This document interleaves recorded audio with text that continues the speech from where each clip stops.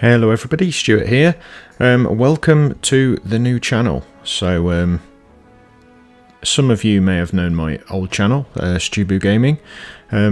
Unfortunately, it really hasn't worked out the way I wanted. I think most of my viewers were watching my Martyr videos, and because I couldn't get monetized, it wasn't being promoted as much as I would like. So in general, it just wasn't really going the way I wanted.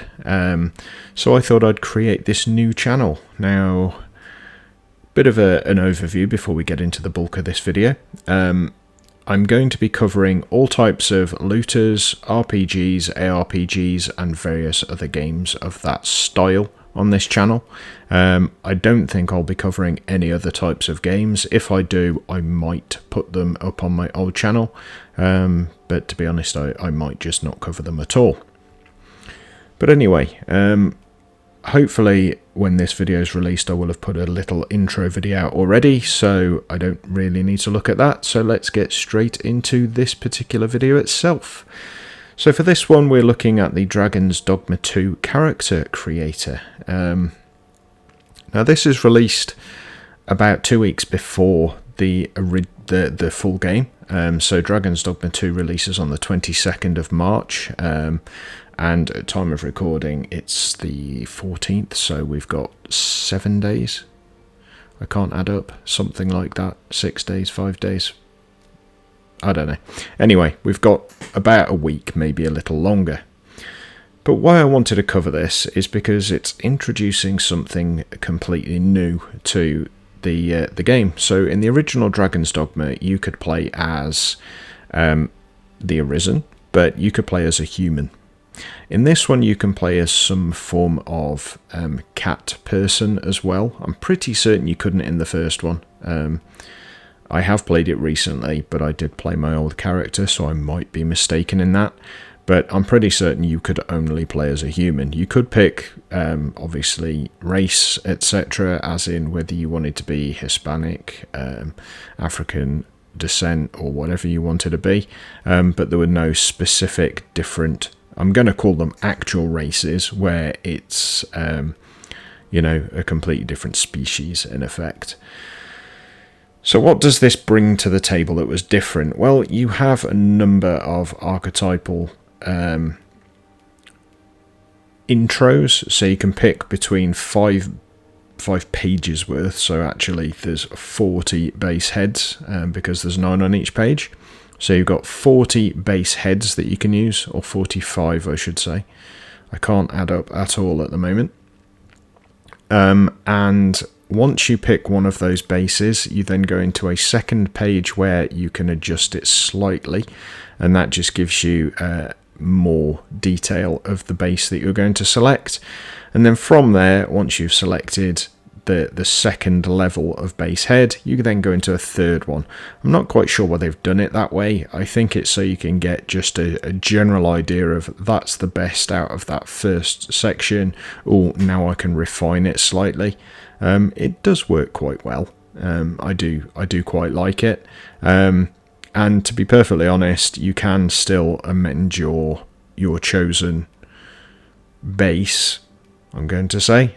You can amend that quite heavily afterwards as well. So you can change your bone structure, your nose shape, your nose size, mouth, chin, etc., as it shows on screen now. You can also change your body dimensions, which is quite useful. Now, I've already created a character, as well as the one that I'm creating for this video. The one that I originally created was actually Lionel Johnson from the Warhammer 40k, or Warhammer 30k I should say, universe. So this one that I was working on for this particular video was going to be Leman Russ. One of my Discord members did comment that they thought I would pick Leman Russ, as I've always been a Space Wolf fan. But because Dragons Dogma is more based on knights, etc., I thought Lionel Johnson was probably a better fit. But regardless of my character, I think this one is to be honest, a pretty decent character creator, so you can change pretty much everything. The actual graphics and the look of the character are really nice as well. They look more realistic than the first one, but that's to be expected. The first game did come out on PlayStation 3 originally. It was then updated to Dark Arisen and released on PlayStation 4, and now we're going to get Dragons Dogma 2 on PlayStation 5. So it's been a number of years. I think it's 12 years. I think it came out in 2012, the original. So 12 years since the original game came out, and you've got to expect things have moved on quite significantly since then. So there's not really much else to talk about. This is purely a character creator. Now it does allow you to create an Arisen and your primary pawn. So for those who don't know, Dragons Dogma includes an NPC system where you create your primary follower. Now, the reason you can create your primary follower is because when you're logged out of the game, you can accept or agree to send your pawn out to help other people. Now, the benefit for you of doing that is whenever it's out helping other people, it's gaining information and experience. So it might level up, but more importantly, it will get really important insights into the world around you. What I will do is I will try and find out my copy of Dragons Dogma Dark Arisen and just play a bit of that before the new game releases, just to give a bit of an overview of what sorts of things to expect. Obviously the new game will have much more detail and be much more involved, but it will kind of give you an idea about what the pawn is all about, what it can do, and various other aspects like that. But in essence, it's got a very, very basic AI, so it learns as it goes, and if it goes to a part of the world that you've not been in before, when you actually go there, it will make comments to help you out. When it experiences, or when you see an enemy you've never seen before, if your pawn has seen it before, it will give you that information. Now, you can also hire 2 other pawns, so you can rent other people's.